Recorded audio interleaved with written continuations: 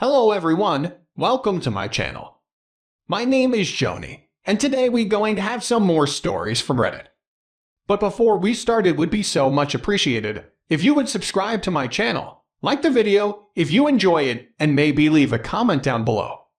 These simple clicks would mean a lot to the future of this channel and really reward the effort that I put in every day.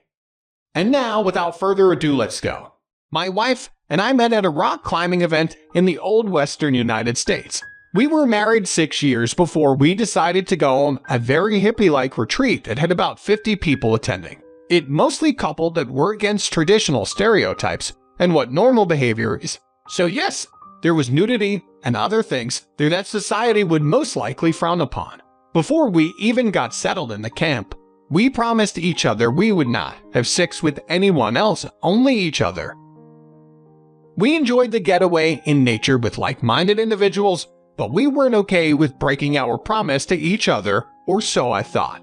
On the second night there, we attended the bonfire that was held each night. During this day, groups of people formed, and we started great conversations with anyone nearing range. My conversation wasn't always the same one my wife was having, but I didn't mind or notice anything weird about that night. Looking back now, it was probably the first night she spoke to the man we'll call Doug. We partied hard for the next few days and started sticking with a specific group of people that included Doug. Some days and nights are a blur, but I don't necessarily remember being separated from my wife at any time during the vacation. When we got home, my wife was really happy and exceptionally peaceful. Over the course of a year, my wife became a little more fake. She didn't tell me any of her thoughts and would get defensive if I said she looked sad or upset about something.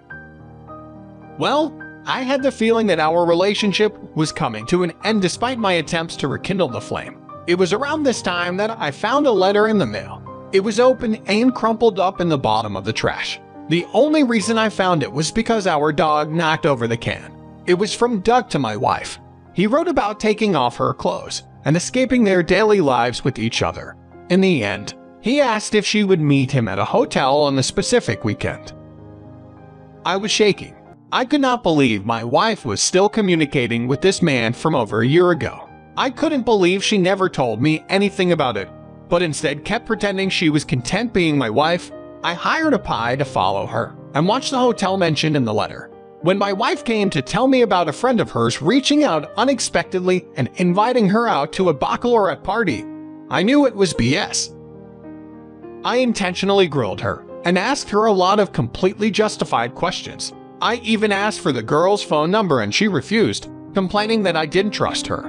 I pretended she persuaded me and had a good point. I mentioned how I trusted her to be a good and loyal wife because that's all she'd ever been to me. I swear I saw her cringe when I said that. As soon as she left, I informed the pie to be on the lookout in 30 minutes. He started sending me pictures. It was her greeting and giving a warm embrace to none other than Doug. It was surreal to see it happening. Sometime later, I got the rest of the pictures, which was enough to prove they spent time alone in a hotel and have no problem kissing on the lips. I pride myself on being a handyman, so after I threw up, I changed the locks on her doors. When she tried to return home the next day after a nice little weekend affair, she was disturbed to find that her house key no longer worked, and I refused to answer her calls. After standing outside the house for 2 hours, her mom came and picked her up. I didn't know what lie she was telling her, but it gave me comfort to know she was panicked. She had no choice but to stay with her mom until I finally came over to their house. It was the first time in 2 weeks that she saw my face or heard from me, and she broke down sobbing. She tried to hug me and I held my arm out straight to Synopie her.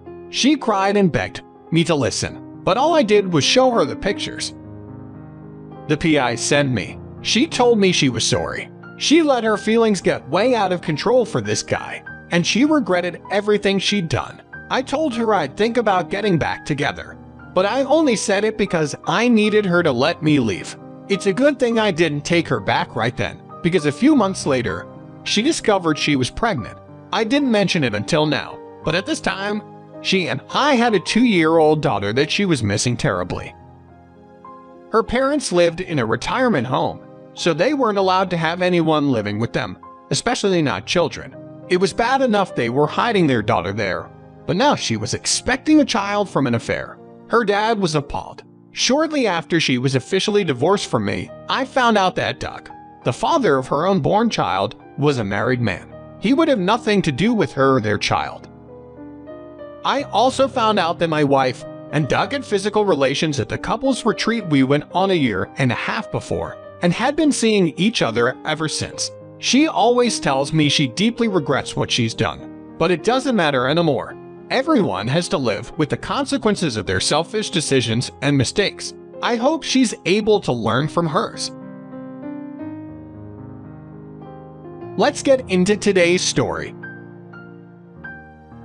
I was in the foster care system until I got married when I turned 18. I was living with foster parents that I lived with for about a year and a half.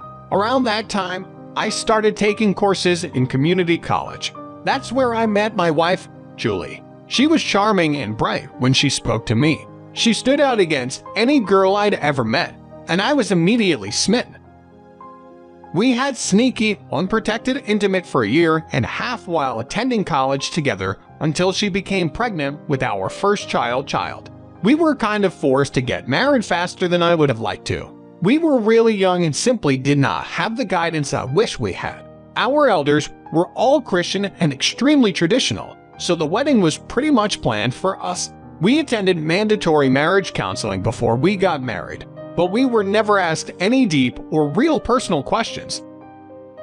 It was mostly focused on what the Bible said about marriage, not about how we were feeling or thinking about all this. I was still in love with Julie, so we went through with the marriage and had our daughter. When my wife fell pregnant a second time, our baby was just 4 months old. After we had 2 babies, we needed a large income as quickly as possible. Due to my foster care background and lack of stability, I found it impossible to stick to a job for longer than a year. It was like torture to try focusing on any task for most of the day, for most of the year, and for most of my life. I never had to commit to anything this long. And speaking of that, our intimate life was starting to dull already. I guess I took out my frustrations on my wife sometimes without realizing it, and I eventually started looking for other people to talk to. Using my phone, my wife discovered this, which led to the following disaster. My foster parents were informed of my behavior, including late nights out, that they offered Julie a little getaway at their house while I stayed with the babies. They took her out to eat and stayed up late to watch movies and play games. It was good, innocent fun until I found out otherwise. One day after my wife returned from her getaway, my foster mother took me out to lunch and told me some disconcerting news. Apparently after she went to bed, Julie came on to my dad while they were watching a movie. After my wife came back home, my dad crumbled at my mom's feet and told her they had intimate. He begged her forgiveness. She didn't know how she was going to handle it, but knew she needed to tell me immediately because I deserved to know. I stayed out of the house for a long time while I processed this. When I returned home, my wife already knew that I was informed of her infidelity. She was a wreck. It looked like she had been crying for a while. She begged me to start over with her. She understood she fucked up, but it was because she didn't feel like we had any connection or communication anymore. I stayed with my foster parents while deciding what to do. Julie had the children while I was away, and it helped me clear my head. I stayed away for 5 weeks to really let my wife lay in the bed she made. She called me every day to talk about how I was feeling and what I needed from her. She video called for me to see the babies. She said she missed me terribly and prayed every day that I'd come back to her. I guess her prayers worked because we started attending counseling and seeing psychologists. It worked for some time, but eventually we started failing each other again. She mentioned that she felt guilt every day and that she would never be able to make up for the pain she caused me. I finally filed for divorce and took the babies with me to my foster parents' house. They were thrilled to get to know the children better and had nothing but time and money to spend doting over them. My wife hated this, but I was determined to keep my children out of the foster care system, and I was going to remain their father. She was miserable, and I couldn't trust her to communicate with me or keep me in their lives. She fought tooth and nail in court to win full custody of our children. But since she was accused of infidelity and didn't have a place to live or any income, I was awarded custody. She went on to have more than a few children with other men and never found any stability. The lesson I learned was not to have unprotected intimate and never get married quickly. She still pays me child support and only sees the children a few times a year. I certainly wish the efforts and lessons we learned would have been enough to repair our relationship.